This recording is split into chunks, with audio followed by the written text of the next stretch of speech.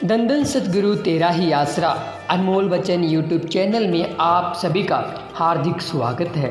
संत महात्मा सच्चे पीर फकीर अपने भक्तों के ऊपर परेशानियां आने से पहले ही उन्हें संचेत कर देते हैं, उन्हें आगाह कर देते हैं कि आने वाले समय में ये भयंकर कर्म आपके ऊपर आने वाला है।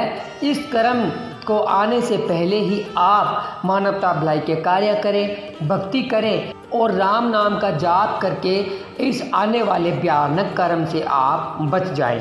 तो ऐसे संत पीर फकीर हमेशा अपने शिष्यों को आने वाले बुरे कर्मों से बचाते रहते हैं। जाम पर जाम पीने का क्या फ़ायदा, जाम पर जाम पीने से क्या फ़ायदा, रात गुजरी तो सारी उतर जाएगी। तेरी नज़रों से पी है तुम्हारी कसम, तेरी नज़रों से पी है तुम्हारी कसम, उम्र सारी नशे में गुजर जाएगी। वास्तव में केवल सतगुरु ही हमारा सच्चा यार है, हर समय मददगार है। मुर्शिद के दर्शनों और उसके विराग्य में ऐसा नशा है जिसकी तुलना दुनियावी नशों से करना सूर्य को दीपक दिखाने से भी नीचे है। मुर्शिद के नूरानी चेहरे के प्रत्यक्ष या अप्रत्यक्ष रूप में दर्शनों का आनंद ले रही आँख और उस समय मुर्शिद की श्रेष्ठता तथा सत्कार भरी भावना वाले चल रहे बहाव में अगर किसी गैर की तस्वीर बुलेके से भी आँख के नीचे से गुजर कर चली जाए तो एक शिष्य के लिए उससे बड़ा और कोई गुनाह तथा सजा नहीं हो सकती। जैसे चांद की तरफ देखकर खुश हो रहे नन्हे बच्चे की आंखों के आगे कोई अपना हाथ कर दे तो वह कैसे बेचैन हो उठता है और रोने लग जाता है। बेबस तथा बोलना न जानता हुआ यह बेचारा किसी को शब्दों द्वारा बताने से भी असमर्थ है। इससे भी कहीं अधिक हालत उस रूह की होती है जो रूह अपने सद्गुरु के विश्वास पर अडिग होती है। जब किसी गैर की तस्वीर भूल से भी उसके आगे आ जाए तो वह उस बच्चे की तरह अपना दुख बता नहीं सकती, तड़पती है, कुरलाती है। बच्चे की बेचैनी को हम महसूस कर सकते हैं परंतु रूह की उस समय हुई बेचैनी और तड़प का अंदाज़ा नहीं लगाया जा सकता। एक शिष्य जिसकी आंखों के आगे बुलेके से किसी गैर की तस्वीर आई और उसकी रूह बेहाल हो गई, चाहे उसमें शिष्य का कोई दोष नहीं था पर जो जानबूझकर मुर्शिद का सानी ढूंढ लेते हैं तो बताओ उस समय रूह की हालत कितनी दर्दनाक होती होगी। इसके प्रति सोचना भी मूर्खता होगी। रूहानी महापुरुषों के अनुभव है कि आंखें मुर्शिद के दर्शनों और कान उसके अनमोल वचन सुनने के लिए ही बने हैं। इस संबंध में सच्चे मुर्शिद हजूर महाराज जी अपनी एक कवाली में लिखते हैं, वो आँख ही क्या जो गैर को देखा करे, गैरत है तो जुदाई में उन्हीं की याद में बहा करे। आगे एक जगह पर लिखते हैं, दास मीत कहे गुरु बिन इस जहान में, कहने को तो है पर मोहब्बत नहीं। देखो कितनी बड़ी बात हजूर महाराज जी ने फरमाई है कि गुरु के बिना मोहब्बत शब्द का प्रयोग करना अपने आप को गुमराह करने और बुलेके में रखने से ज़्यादा और कुछ भी नहीं। महात्मा सहजोबाई के वचन है कि अगर भगवान समय भी मेरे आगे आकर खड़ा हो जाए तो मैं उसकी तरफ तो क्या उसकी परछाई को भी नहीं देखूंगी। अर्थात मेरे मुर्शिद से बड़ा और कोई नहीं, फिर रब क्या चीज़ है।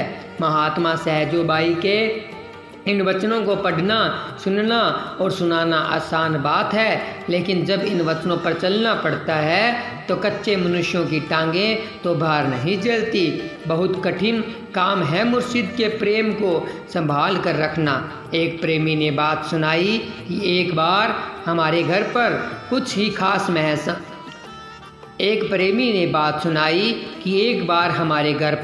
कुछ बहुत ही खास मेहमान आ गए। उनमें से एक मेहमान मुझे कहने लगा, जी आपको नाम लिए कितना समय हो गया है।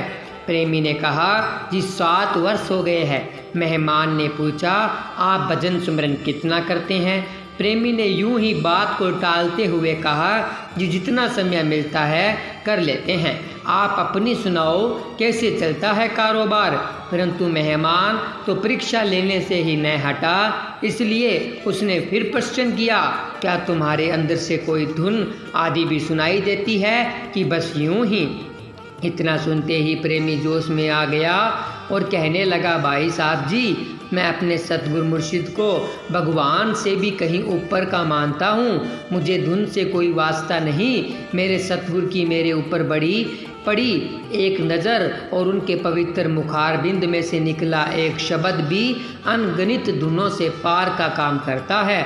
आप कौन सी धुन की बात करते हो?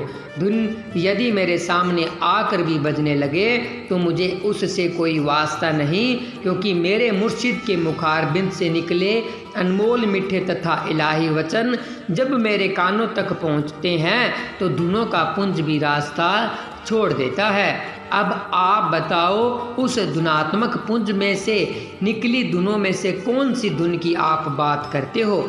ऐसा सुनते ही मेहमान जी असमंजस में पड़ गए और बात को बदलते हुए कहने लगे कि चलो छोड़ो जी, कोई और सुनाओ कारोबार कैसे चलता है।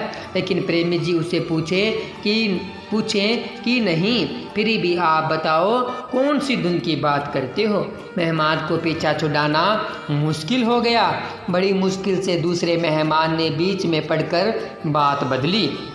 यह तो थी अपने मुर्शिद प्रति बेअंत श्रेष्ठता दर्शाने की एक छोटी परंतु नज़ारेदार उदाहरण, लेकिन एक सच्चे शिष्य के लिए यह एक आम बात होनी चाहिए।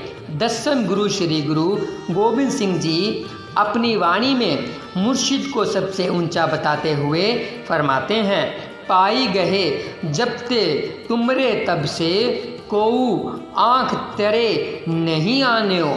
अर्थात हे सतगुरु, जब से मैं तेरी शरण में आया हूँ तब से मैंने किसी और को आँख भरकर नहीं देखा।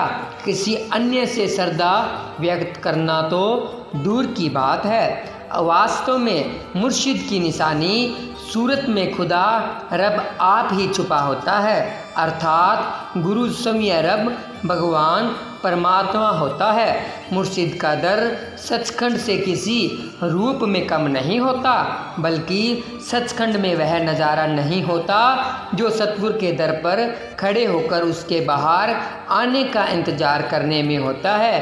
क्योंकि रूह जानती है कि वह जिस्म जिसकी मैं अश हूँ, जिसकी एक झलक विरह की बहुत अधिक भूख को दूर कर देती है, जिस कारण मेरा अस्तित्व कायम है, वह इस दर के अंदर है और उसके बाहर आने की आशा है।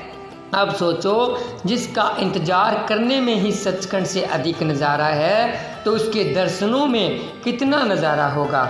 ऐसी सोच भी कल्पना से बाहर है, तो फिर क्या ऐसे मुर्शिद जैसा अन्य कोई कैसे हो सकता है? हो तो नहीं सकता, परंतु फिर भी कुछ कच्ची किस्म के शिष्य मुर्शिद का कोई सानी ढूंढ कर क्षण में उसे सजदा कर देते हैं।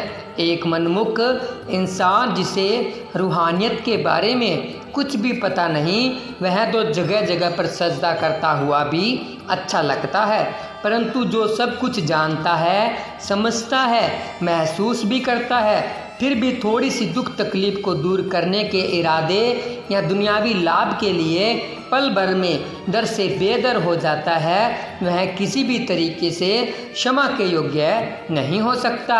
बेशक सच्चा मुर्शिद उस रूह को कभी भी नहीं छोड़ता, अंत समय उस रूह की पूरी संभाल भी करता है, परंतु बेदर होने का जो कलंक एक बार उस रूह के ऊपर लग जाता है तो वह किसी भी यत्न से धोया नहीं जा सकता। दर से बेदर हुआ शिष्य चाहे कितना भी सुमिरन करे, वह किसी भी लेखे में नहीं पड़ता, क्योंकि शिष्य के सुमिरन करने से मुर्शिद उतना खुश नहीं होता जितना शिष्य की आंख में से मुर्शिद के प्रेम संबंधी निकले एक आंसू से होता है। वास्तव में सच्चे शिष्य को तो मुर्शिद के दर की याद को आते मुर्शिद के दर की याद का आते रहना ही उसके दिल की धड़कन को निरंतर कायम चलते रहने के लिए खुराक का काम करता है।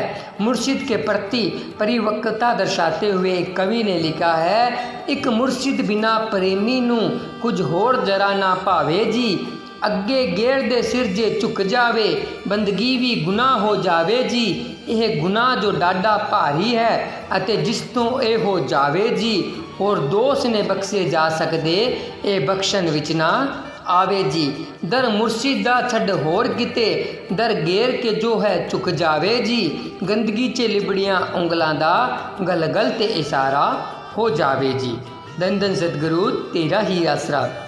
तो सतगुरु प्यारे की प्यारी साध संगत जी, हमने आपको सुनाए कि किस प्रकार शहंशाह जी आने वाले हमारे भयानक कर्मों के बारे में हमें पहला बता देते हैं और किस प्रकार हमें अपने सतगुरु के ऊपर दृढ़ विश्वास होना चाहिए, दर से बेदर कभी भी नहीं होना चाहिए। छोटी मोटी दुख तकलीफ परेशानियां ज़िंदगी में आती रहती है, अगर उस परेशानियों से बाहर निकलना है तो अपने मुर्शिद कामिल के सामने सजदे करें और अरदास विनती के साथ सुमिरन करें। आप जल्द ही उन परेशानियों से बाहर निकल जाओगे, लेकिन उस परेशानी के दौर में कभी भी दर से बेदर मत हो जाना, उसका आपको ज़रूर पछतावा होगा और फिर आप रूहानियत से दूर हो जाओगे। तो प्यारे सतगुरु जी की प्यारी साध संगत जी, ये रूहानी वीडियो आपको कैसी लगी हमें कमेंट कर जरूर बताएं। वीडियो अच्छी लगे तो वीडियो को लाइक शेयर और चैनल को सब्सक्राइब ज़रूर करें। रूहानियत से भरी हुई रूहानी वीडियो इस अनमोल बच्चन यूट्यूब चैनल के माध्यम से हम आप सभी के लिए लेकर आते रहते हैं। तो आप सभी ने वीडियो को लाइक शेयर और चैनल को सब्सक्राइब जरूर करना है। मिलते हैं जल्द एक और ऐसी ही रूहानी वीडियो के साथ, तब तक के लिए धन्यवाद। धन धन सतगुरु तेरा ही आसरा, धन धन सतगुरु तेरा ही आसरा।